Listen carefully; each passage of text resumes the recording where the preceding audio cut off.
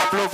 channel को subscribe कर लीजिएगा और चैनल के माध्यम से राजा भोजपुरिया को आप सब देखिएगा और ढेर सारा आशीर्वाद दीजिएगा कि यही हो नाइट ड्यूटी आज रही तो कि तुहरा के देहब हो आज में हर बहना सुख हो आज कुछ के नहीं अरऊ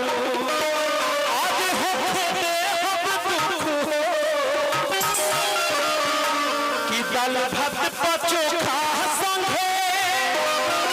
आज खोई हो चाट राजा हो आज खोई हो चाट एही अरऊ हो नाइट ड्यूटी आज रही तो ढेर समय लग जाई गाना तो अनेकों बार लेकिन गार्जियन भी बैठल बनी लेकिन लास्ट में अंत में कहे के बाद कि बातें हो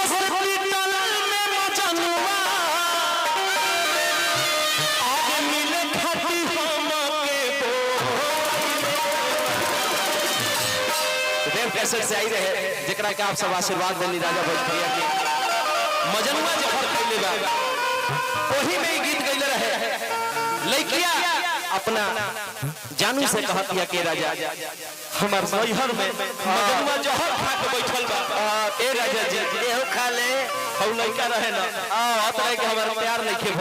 खे भई ऐसन के लइका खा ले तरस हई बर्दाश्त नहीं के हो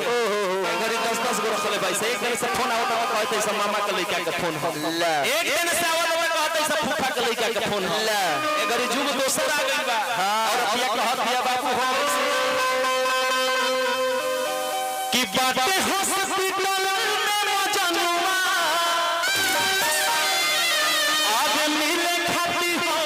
के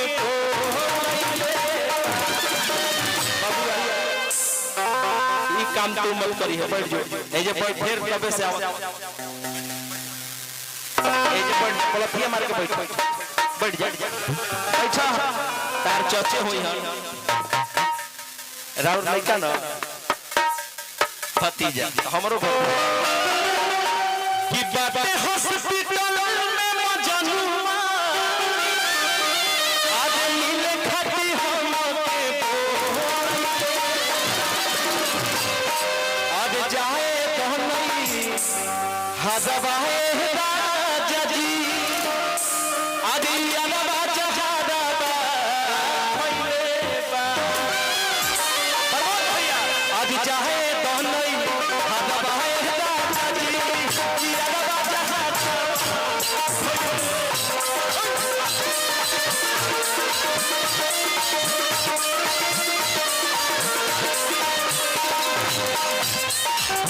बातें हॉस्पिटल में मजनुआ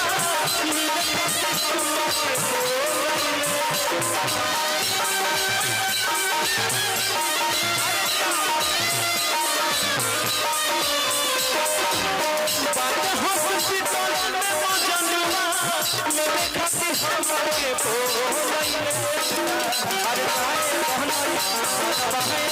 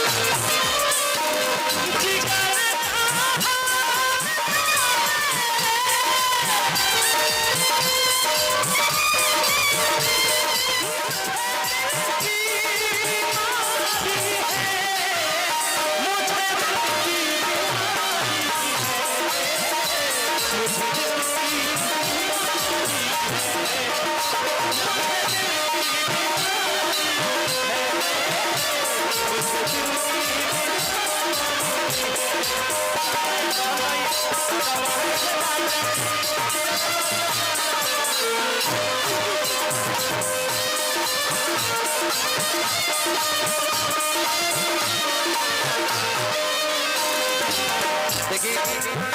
भैया गार्जियन होने के जगदीशपुर निवासी भैया की तरफ से बहुत बहुत आशीर्वाद, बहुत बहुत दुआएं से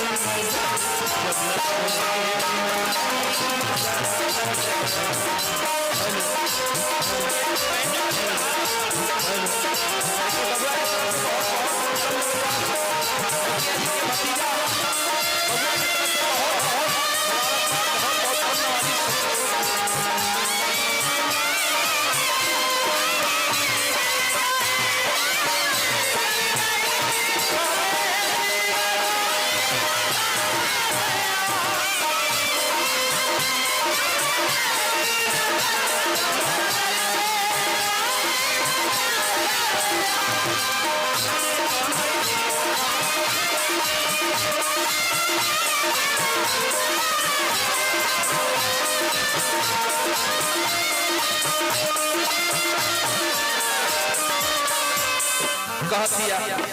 कि तू तो प्यार कहबो कहतिया तो हम कौन से प्यार भइल होई ए राजा तू तो प्यार कहबो कहि देनु हो बात तो हवा वही के कसम राजा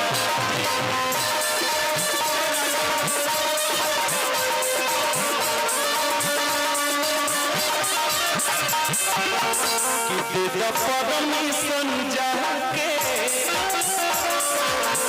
देख ली पचीसा अपने तू कही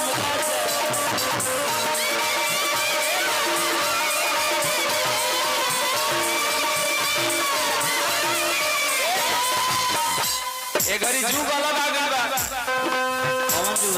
अभी जुग जानता नहीं कौन चलता कि फिर से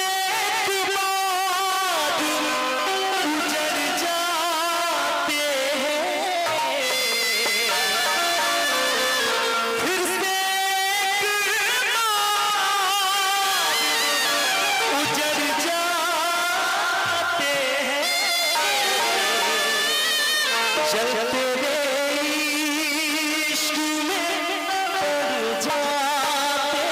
हैं, चलते इश्क में पड़ जाते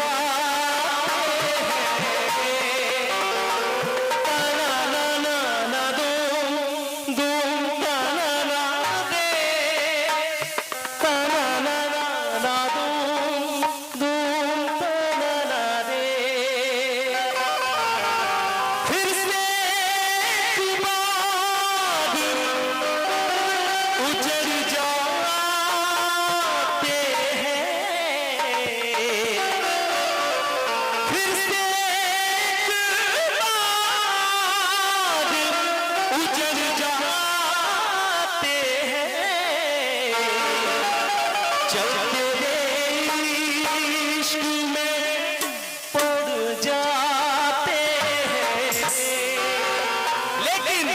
अरे जाए दोनों